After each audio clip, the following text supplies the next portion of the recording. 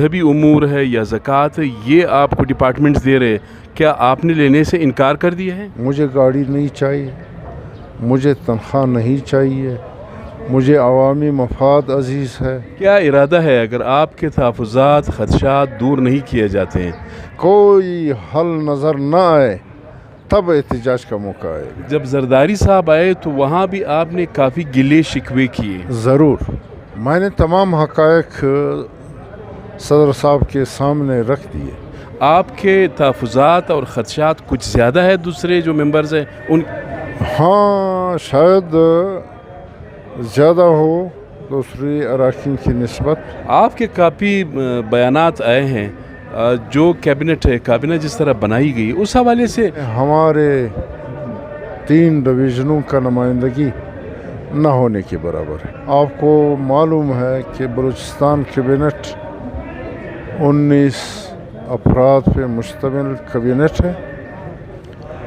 اس میں ہمارے 3 ڈویژنوں کا نمائندگی نہ ہونے کے برابر ہے۔ صرف ایک وزیر دیا گیا ہے اور باقی دیگر تمام وزراء کا تعلق دیگر ڈویژن سے ہے۔ کس ڈویژن سے ہیں؟ پتہ تو سب کو ہے لیکن میں آپ سے سننا چاہوں گا۔ ایک نور محمد دمڑ ہمارے لورر لائی ڈویژن سے اس کا تعلق ہے، اور جوب ڈویژن کوئٹہ سبی ڈویژن سے ہے۔ سبی ڈویژن سے اس کا تعلق۔ لورا لائی ڈویژن میں کوئی کیبنٹ کا نمائندہ نہیں ہے، اگر ہے بھی وہ ہمارے صرف واحد کتنا صاحب ہوگا۔ یہ بتایا، میری انفارمیشن یہ ہے کہ اس طرف اگر دیکھیں گے کیمرے کی طرف، میری معلومات یہ ہے کہ جب زرداری صاحب آئے تو وہاں بھی آپ نے کافی گلے شکوے کیے۔ ضرور، کیا کہا آپ نے؟ میں نے تمام حقائق صدر صاحب کے سامنے رکھ دیے، اور صدر صاحب نے بھی اسی بات کو تسلیم کیا۔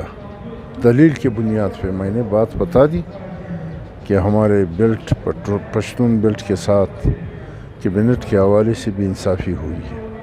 تو کیا کہا صدر صاحب نے؟ صدر صاحب نے کہا کہ ہم ضرور اس کا مداوع کریں گے۔ تو یہ اطلاع تھی کہ آپ کو جو مذہبی امور ہے یا زکوٰۃ ہے، یہ آپ کو ڈپارٹمنٹس دے رہے، کیا آپ نے لینے سے انکار کر دیا ہے؟ بالکل، میں نے عوامی مفاد کی خاطر، اپنے احتجاج ریکارڈ کرانے کی خاطر احتجاج کیا ہے۔ مجھے گاڑی نہیں چاہیے، مجھے تنخواہ نہیں چاہیے، مجھے عوامی مفاد عزیز ہے، مجھے لوگوں کے مسائل اور دشواریاں ختم کرنے سے دلچسپی ہے۔ اس غرض سے میں نے احتجاج ریکارڈ کرانے کی غرض سے میں نے ان تمام آفرز کو مسترد کر دیا۔ تو ابھی کیا ارادہ ہے اگر آپ کے تحفظات خدشات دور نہیں کیے جاتے ہیں، اس کے بعد کیا کریں گے آپ؟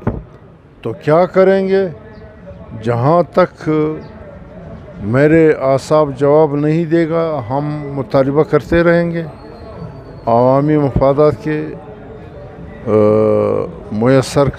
مہیا کرنے کا، اور اگر اعصاب اور تحمل و برداشت نے جواب دیا تو پھر فلور پہ بولتے رہیں گے۔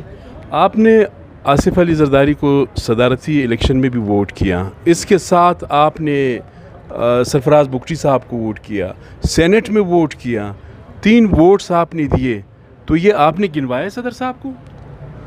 ہاں، میں نے نمبر وائز اس کو گنوایا اور بتایا۔